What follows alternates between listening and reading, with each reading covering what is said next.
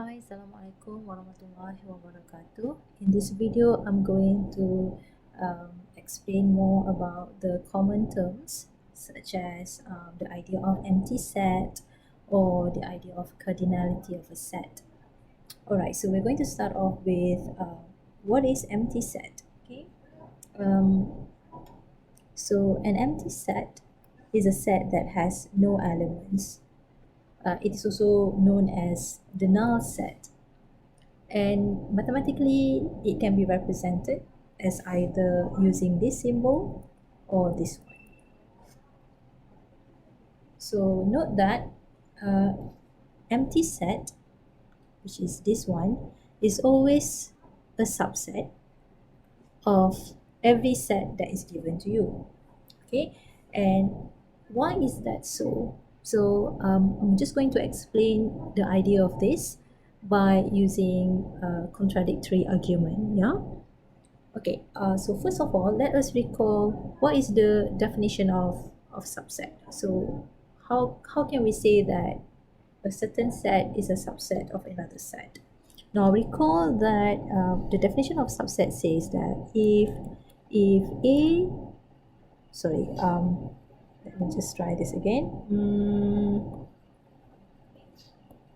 So definition of subset, yeah, it says that, okay, subset is, so if all elements in A are given in B, then A is a subset of B. Okay, so for example, if A is 2, 4, 6, B is 2, 4, 6, 8, and 10. Therefore, clearly we can see that A is a subset of B because all of the elements in A are given in B. So you can see that all of the elements of A are given in B. Now, if let's say I have another set, which is set C. So C is 1, 2, and 3. Now, you can see that in this case, C here is not a subset of B. Why is it not a subset? Because 1 is not given in B, 2 is here, right here in B, but 3 is also not given in B. So not all elements in C are in B, and because of that, C is not a subset, yeah? So we've got all that covered actually in the previous video, but just for clarity, I just explain it to you once again. Now, we are going to look at this statement here, which says that empty set is always a subset of every set. And why is that so? Okay, so here let's say that you have the empty set. So empty set is denoted by this symbol, and we have set A. So it doesn't matter what A is, it is not our concern right now. Let's say we have set A with some elements inside there, and we have this empty set. Now, based on the definition here, we can say that an empty set is a subset of A. Okay, we can say that empty set is a subset of A unless there is some element in there that is not in A. So we are saying that the empty set is a subset of A unless they've got elements inside here that is not an A. For example, C here, we can come up with a statement that C is a subset of B unless there are elements in C, such as this one, that are not in B. So we all agree with that definition, yeah? So here, this set is a subset of A. We are going to say that this is a subset of A unless, well, you find that there are other elements in this set that is not in A. So if you found that, then we're going to scrap the idea of this being a subset of A. So that's the argument that we are building. Okay. So again, we're saying that if this is not a subset of A, if this is not a subset of A, not a subset, then there must be something inside here, there must be some element inside here that is not in A, right? So if something is not a subset of A, there must be other elements in there that is not in A. So for example, here we have C. C is not a subset of B because there are elements here, these elements here that are not in B. So it is not a subset. It is not a subset because there are other elements in here that are not in B. So that's the idea. So this is the argument. But if you look at this subset, but if you look at this empty set, it has no other elements. It has no other elements. And because this is a contradiction, therefore, we will say that the set here must be a subset of A.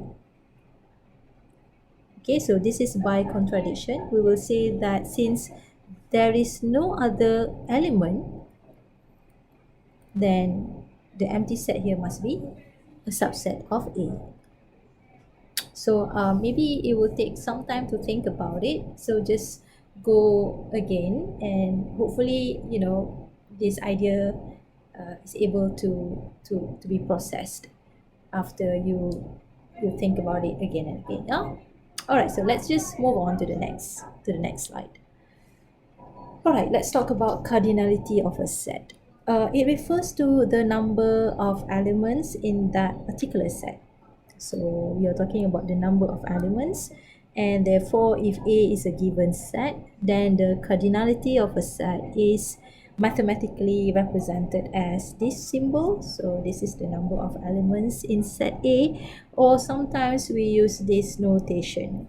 Okay, so let's look at this example here.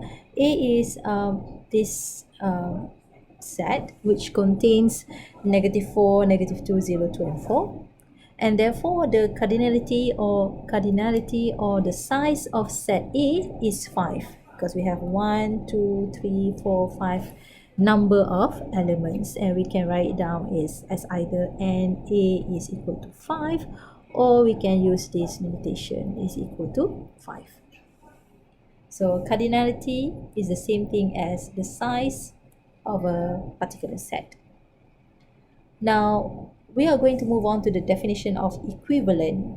Equivalent is defined as two sets having the same cardinality or having the same size. So for example, here we have set A and set B. So we can see that the number of elements are similar. So we've got the number of elements here is 1, 2, 3, 4, 5, and the number of elements over there is 1, 2, 3, 4, 5. Therefore, A and B are said to be equivalent because the cardinality for both is 5. So NA is equal to NB, and this is equal to 5. So we say that A and B are equivalent. So I hope you can see the difference between the following idea, which is sets being equal and sets being equivalent. So recall that in the previous video, when you talk about being equal, it has to have exact elements. Order doesn't matter. Order doesn't matter. Whereas for equivalent, elements are not exact.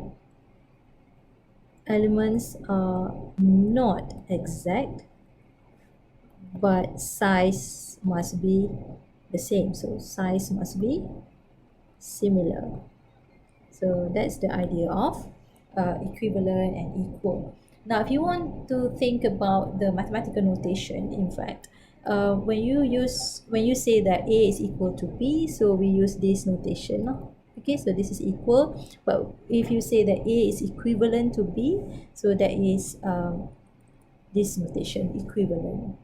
And if you want to think really what's the difference between equal and equivalent, well, I would say that equivalent is a bit weaker in terms of the idea, compared to equal. So for me, what I can say to you guys is that equivalent is a weaker notion compared to the word equal. You can think about it like this. For example, you want to bake a cake. You need to use butter. Actually, the recipe requires you to use butter, but for some reason you don't have butter, so you substitute with margarine. So that's the idea of equivalent. It is not the same thing, but it can be used to substitute into making a cake. So that's the idea. Okay. All right, I think I will stop here, and I will continue in the next video, and we're going to talk about the Venn diagram. All right, thank you very much for watching.